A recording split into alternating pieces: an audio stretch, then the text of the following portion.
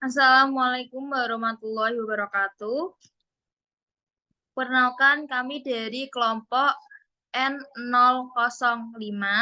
Di sini izinkan kami untuk mempresentasikan mengenai penerapan pendidikan anti korupsi di kalangan milenial. Saya sendiri Veronica Halim, NIM C13 2020 00323. Rekan saya. Nama saya Nur Aza Afini, NIM C13 2020 00322. Pemirsa NIM Saya C Fani. 13 2020 00328. Nama saya Putri Rahayu, NIM C13 2020 00330. Saya Fani Angelina, NIM C13 2020 00332. Saya Kintan Miarisa, NIM C13 2020 00333.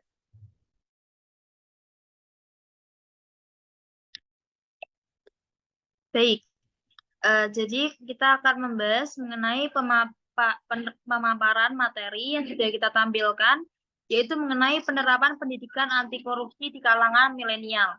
Untuk slide pertama bisa digeser dan dijelaskan oleh teman saya. Yang pertama, definisi anti korupsi. Korupsi adalah tindakan penyalahgunaan kekuasaan untuk kepentingan pribadi yang dapat merugikan orang lain ataupun menghancurkan negara. Orang yang melakukan korupsi disebut dengan koruptor. Next slide. Selanjutnya ada visi misi dari pendidikan anti korupsi. Yang pertama, visi terwujudnya sarjana Indonesia berkarakter bersih korupsi. Selanjutnya ada misi. Yang pertama, meningkatkan pengetahuan dan pemahaman mahasiswa terhadap bahaya korupsi. Kedua, meningkatkan kesadaran mahasiswa terhadap bahaya korupsi. Ketiga, meningkatkan peran mahasiswa dalam gerakan anti korupsi. Dan yang terakhir, melakukan pendidikan dan pengajaran anti korupsi.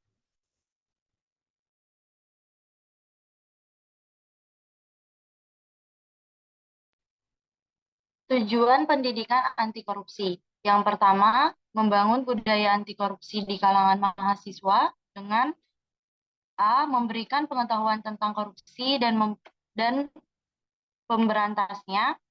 B. Menanamkan nilai-nilai anti korupsi. Yang kedua, menyiapkan mahasiswa sebagai agent of change bagi kehidupan bermasyarakat dan bernegara yang bersih dan bebas anti korupsi. Next slide. Nilai-nilai anti korupsi. A. Kejujurannya. B. Kepedulian. C. Kemandiriannya. D. Kedisiplinan. E. Tanggung jawab. F. Kerja keras. G. Kesederhanaan. H. Keberanian. Dan yang terakhir I. Keadilan. Selanjutnya, prinsip-prinsip anti korupsi. Ada 5. Yang pertama, akuntabilitas. Yang kedua, transparansi. Yang ketiga, kewajaran atau fairness. Yang keempat, kebijakan. Yang kelima, kontrol kebijakan. Lalu selanjutnya, peran mahasiswa dalam pemberantasan korupsi. Yang pertama, menjaga diri dan komunitas mahasiswa bersih dari korupsi dan perilaku koruptif. Yang kedua, membangun dan memelihara gerakan anti korupsi.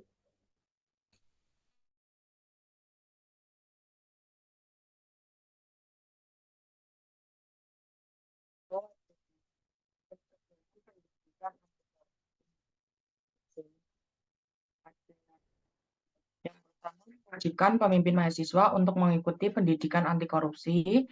Yang kedua, mendorong adanya pendidikan anti korupsi di kampus. Ketiga, mengadakan seminar anti korupsi, adanya materi pendidikan anti korupsi di kaderisasi mahasiswa.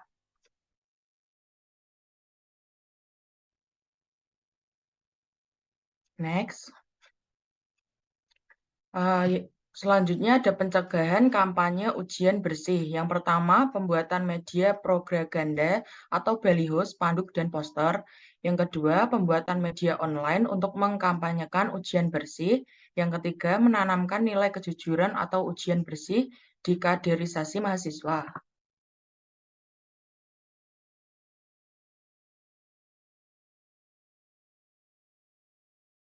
Contoh kasus korupsi di lingkungan kampus. Next. Kisah para aktivis mahasiswa korupsi, Rp 345 juta rupiah, peringatan untuk mahasiswa baru Fakultas Sastra UM. Contoh kasus korupsi mahasiswa aktivis di kampus Semarang yang terjerat kasus korupsi, mereka mengajukan dana bansos lewat proposal dan berhasil mencairkan dana tersebut sebesar 345 juta rupiah. Namun sayangnya kegiatan fiktif mereka saat di-cross-check oleh kepala desa juga dinyatakan tidak ada kegiatan di desa itu.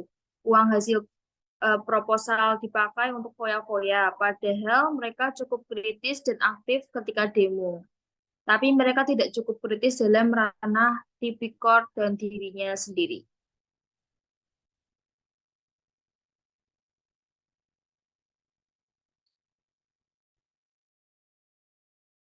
Next, kasus yang selanjutnya yaitu kasus suap rektor Unila.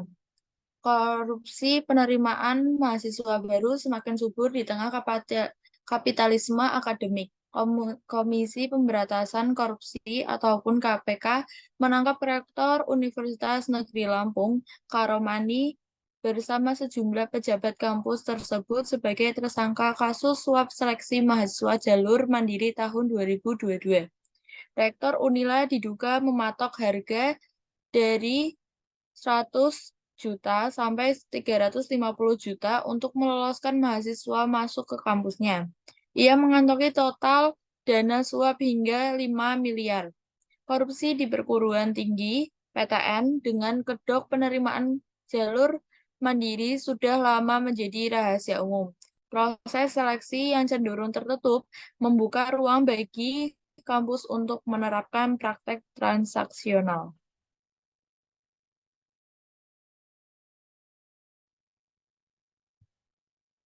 Baik, telah selesai pemaparan dari kelompok kami. Bila ada yang mengajukan pendapat, bisa raise hand. Ya, dari Saudara Uswatu Nisa, apakah ada pendapat yang disampaikan?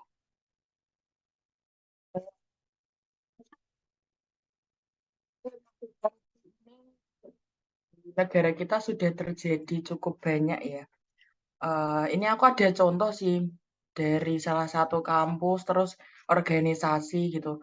Kalau misal kan di dalam organisasi itu mungkin ada bendahara yang ngurus uang ya, terus uangnya tuh dibawa kabur gitu loh. Kalau menurut kalian itu pendapat kalian gimana kalau soal kayak gitu?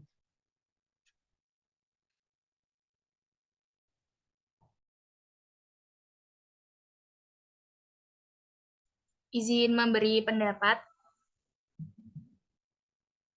Kalau menurut saya itu sangat disayangkan ya, apalagi ada di sebuah organisasi, seharusnya bisa menjadi contoh begitu. Makanya menurut saya pendidikan anti korupsi ini harus diberikan sejak dini karena dengan terciptanya generasi muda sadar dan memahami bahaya korupsi, bentuk-bentuk korupsi dan juga mengetahui sanksi-sanksi yang akan diterima jika seseorang melakukan korupsi itu akan lebih meminimalisir begitu. Ya, aku juga setuju sih kalau itu. Mungkin teman-teman ada contoh yang lain atau mau mengenai korupsi? Silakan kalau mau diskusi.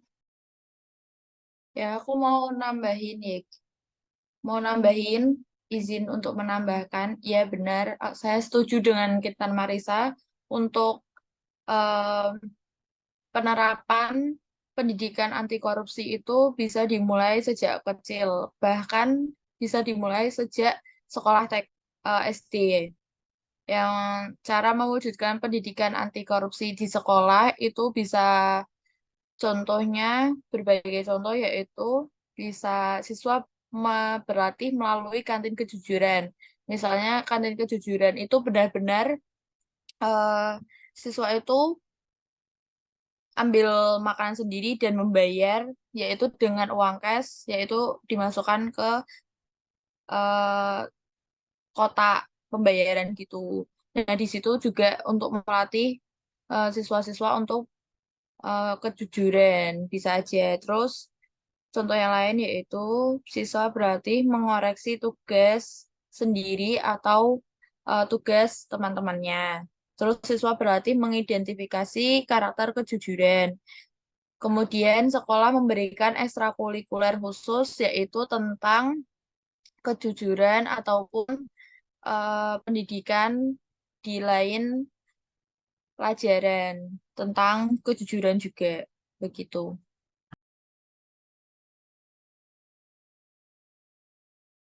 Iya, benar Mbak Nur Aza, sangat benar bahwa pendidikan anti korupsi itu harus ditanamkan sejak dini ya teman-teman ya, agar pribadinya juga dapat terbentuk, karakternya juga terbentuk dari sejak dini.